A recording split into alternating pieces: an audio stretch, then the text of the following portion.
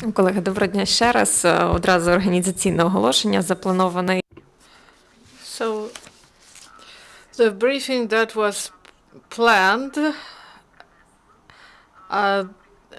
that should have been taken on the 12:45. This briefing will be tomorrow. You should follow our agenda. And now I give the floor to Presidential Administration spokesman on ATO-related issues, Colonel Oleksandr Motuzyanyk, with update of the situation in the ATO area.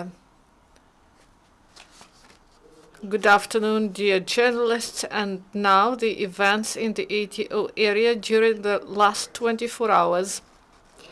In Lugansk area, there were 7 enemy shellings, including 1 mortar shelling. The enemy violated ceasefire along the front line in Stanitsa Luganska, Shastya, Bakhmutska highway, and in Popasnyansky region. In Donetsk area, the enemy violated ceasefire in Avdiivka and Zaitsevo. Traditionally, the militants are active during the second part of the day. During the last 24 hours in Donetsk area, there were 6 enemy shelling, including 1 mortar shelling. Yesterday in Zaitsevo village, the serviceman took the militant captive and the detained was handed to SBU. In Mariupol area, there was the biggest number of shelling from the side of the militants. This number is 29. The enemy uses mortars, and the enemy launched 30 mines at our positions. In Mariinka, the military clashes lasted for 10 hours, and our servicemen returned fire repeatedly. During the last 24 hours, in the result of the military actions, 1 Ukrainian serviceman was killed and 5 were wounded. Losses of the enemy during the last 24 hours, 1 killed, 2 wounded from the 9th Detached Assault Motorized Regiment of Navy and of so-called 3rd Detached Battalion of Special Purposes of the 1st Army Corps of LPR.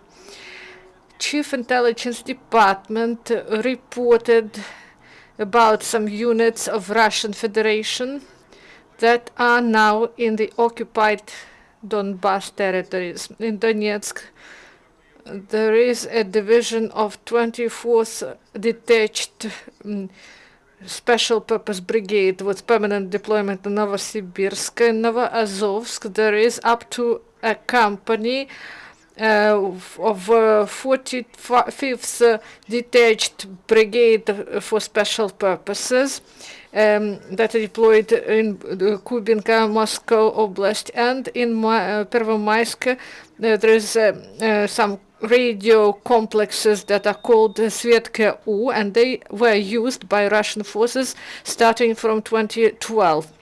Ukrainian law enforcers detained an informant of the militant in Mariinsky region in Donetsk Oblast.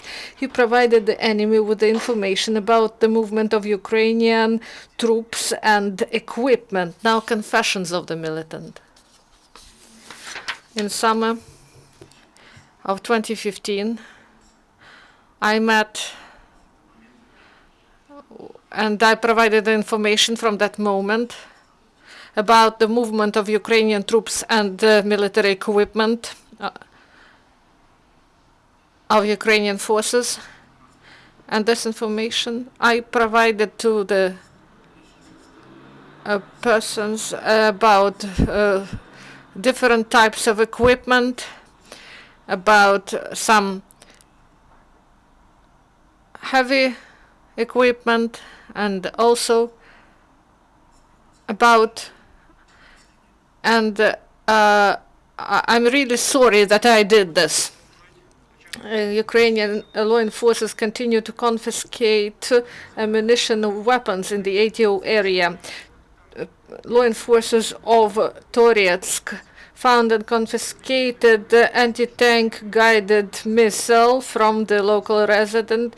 He said that he found this weapon in the forest near the place where military actions took place, and he decided to take this missile.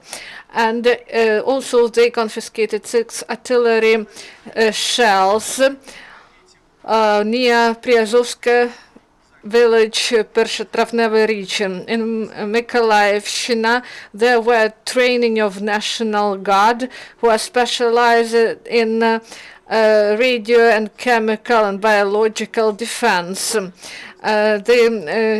These were training close to the real military actions, and also there were training in Odessa, and the Marines were trained in tactical medicine.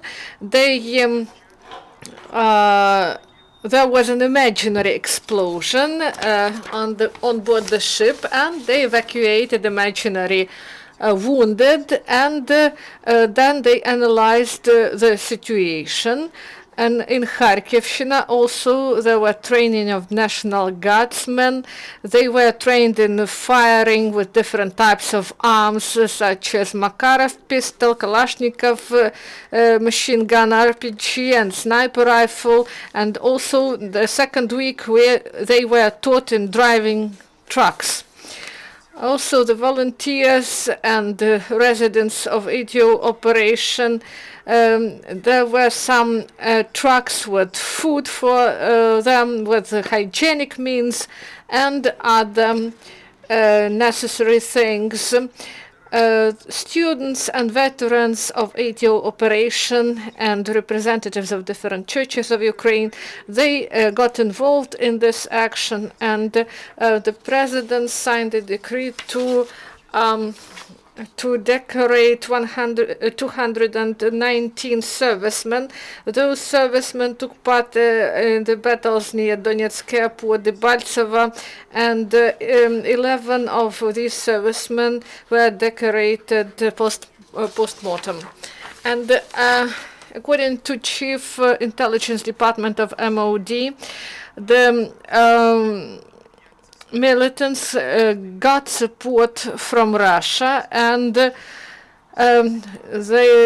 some fuel and lubricant materials were brought in 5 cisterns to the station in Rovinky, and in Lugansk an echelon brought 70 units of